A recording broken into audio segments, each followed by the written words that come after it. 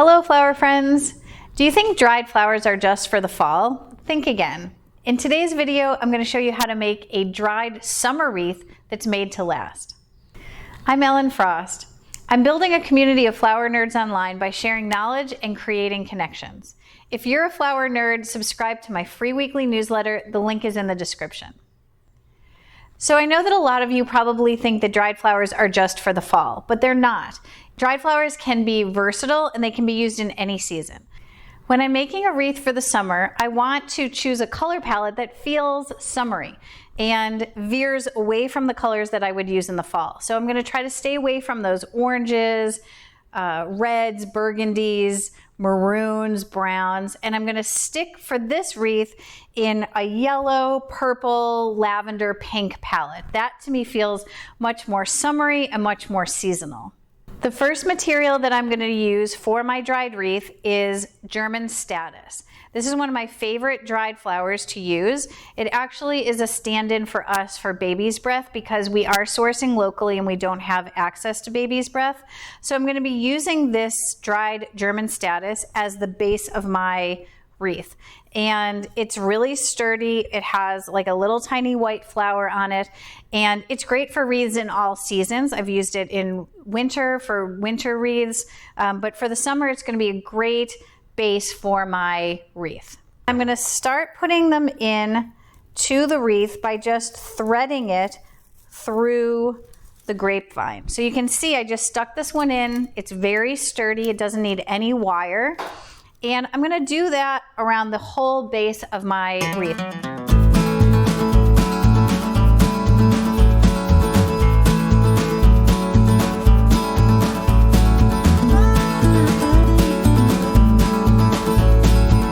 Okay, now that I have my base layer, I am going to start filling in with some colored statice. So this statice that I used here is called German statice.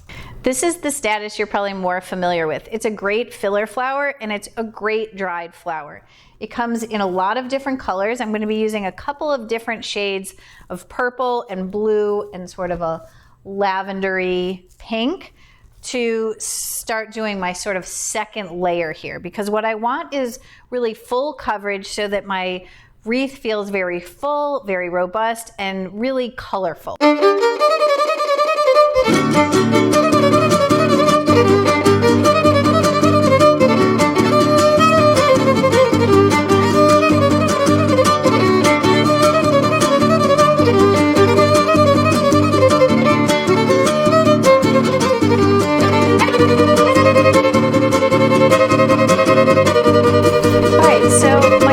Starting to get its color palette down.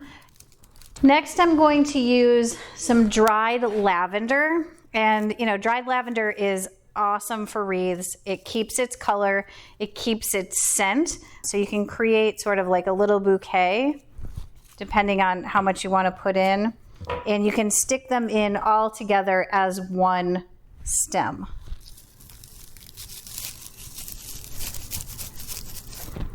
All right, so we're making good progress. I want to hold up my wreath to take a look at it and make sure that it's even, that there's no holes. So I'm just going to take a look and see if there's any places I need to fill in. This is a pretty, cool colored wreath. Right now I'm using blues, purples, pinks, but I want to add a little bit of that summer sunshine into my wreath. So I'm going to add in one of my favorite dried flowers. This is Moonshine Yarrow. Moonshine Yarrow, you can never have enough of it. It is the perfect dried flower, keeps its color, and it is just so cute. And for a summer wreath like this is a thing that is going to brighten it up.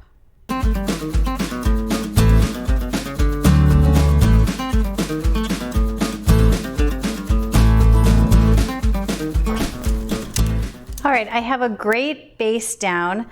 Now I'm going to add what I'm considering my focal flowers for this wreath. Now, a focal flower in dried flowers are not going to be as big and bold as when you're using fresh flowers, but I am going to be using a face flower. This is strawflower. Strawflower is amazing dried. It's actually an everlasting, which is a little bit different than just a dried flower. It means that it keeps its shape and its color when it's dried. So it basically looks almost exactly the same fresh or dried.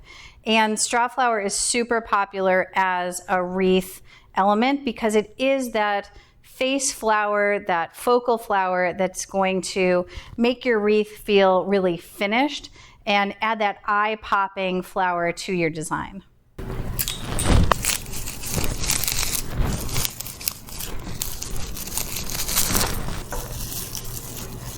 Strawflower comes in lots of different colors. So I've used the yellow as really the focal bright spot in this design. But I'm also going to add some of these pinks that have sort of a yellow center, so it really connects the entire color palette together. And then I have some whites, which I'm also going to include as a secondary focal. Okay, I'm getting pretty close to the end. My wreath is feeling pretty full. I have a few little odds and ends that I'm going to stick in. Poppy pods. These are one of my favorite pods to use dried. They are the center of the poppy flower. Once the petals fall off, the pod creates this really cool, interesting shape.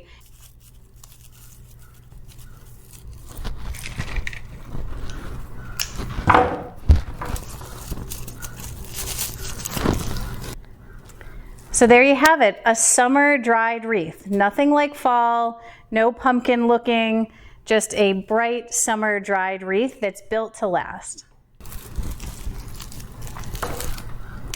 If you liked this video, be sure to subscribe to my channel. And if you're a flower nerd, subscribe to my free weekly newsletter. There's a link in the profile.